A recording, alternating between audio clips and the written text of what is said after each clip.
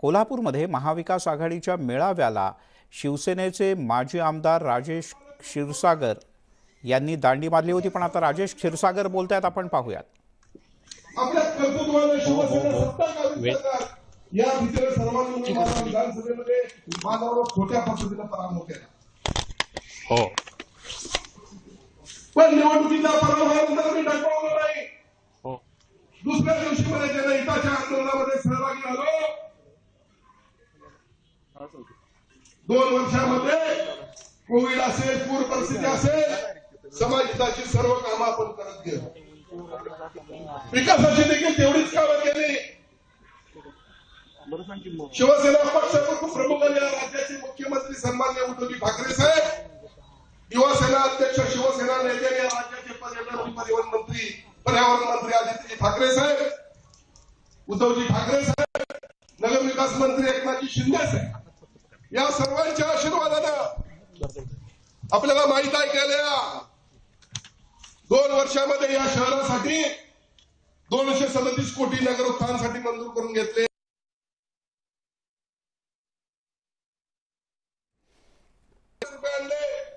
पर्यटन मधून विकासासाठी आदित्य ठाकरे साहेबांच्या माध्यमातून 31 कोटी रुपये आणले।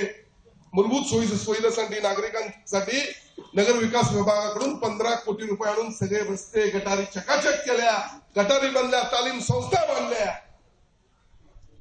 आणि यापुढे देखील माझ्या हातातून मोठं काम होणार, मोठ्या प्रमाणात निधी येणार, शहराचा कायापालट माझ्या हातातून होणार आहे।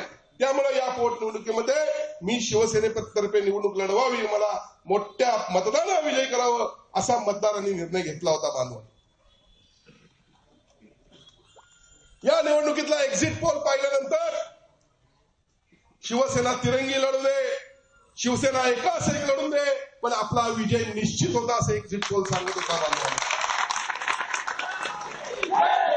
खऱ्या अर्थाने मला या ठिकाणी म्हणावं लागेल की खरोखरच तिरंगी लढत व्हायला पाहिजे होती। त्यावेळी काँग्रेसला शिवसेनेची या शहरातली ताकद काय ते दिसून आलं।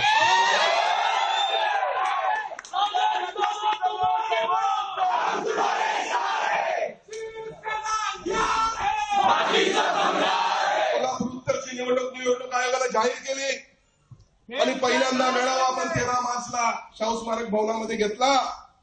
त्यामध्ये माझ्यासह सर्वच आपले माजी आमदार असतील, संपर्क प्रमुख असतील, जिल्हा प्रमुख असतील, सर्वांनीच एक मत मांडलं होतं की या निवडणुकीमध्ये काँग्रेस एकाच एक निवडणूक जिंकू शकत नाही आणि म्हणून शिवसेनेने ही निवडणूक लढवावी असं सर्वांनीच मत मांडलं होतं बांधव।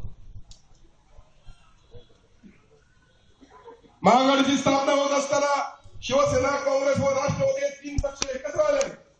भाजपाशी कोणताही संबंध ठेवायचा नाही असं ठरलं असताना काँग्रेस व राष्ट्रवादी पक्षाने स्वतःच्या सोयीनुसार जिल्हा बँक निवडणुकीमध्ये भाजपा पक्षाची युती।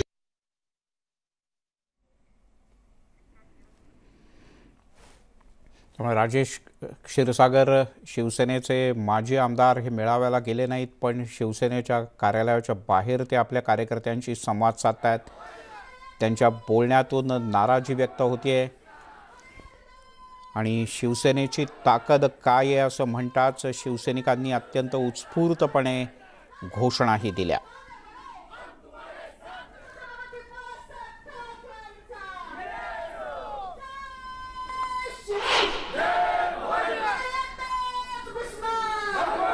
शिवसेनेचे माजी आमदार राजेश क्षीरसागर हे कोल्हापुरात कार्यकर्त्यांशी बोलतायत। आपण पुढच्या काही क्षणांमध्ये त्यांचा आवाज पुन्हा एकदा ऐकणार आहोत। कदाचित त्यांच्याशी आपण थेट बोलण्याचाही प्रयत्न करू, पण क्षीरसागर यांच्या घराबाहेर शिवसैनिकांनी मोठ्या प्रमाणात गर्दी केली आहे। गेल्या 2 दिवसांपासून राजेश क्षीरसागर हे नॉट रिचेबल होते। आज दुपारी कोल्हापूर दक्षिणच्या या जागेकरता जी पोटनिवडणूक होणार आहे त्यासाठी महाविकास आघाडीचा मेळावा आयोजित करण्यात आला होता। मात्र या मेळाव्याला राजेश क्षीरसागर हे अनुपस्थित राहिले। शिवसेनेचे काही स्थानिक नेते उपस्थित होते, पण स्वतः क्षीरसागर हे अनुपस्थित राहिल्यानं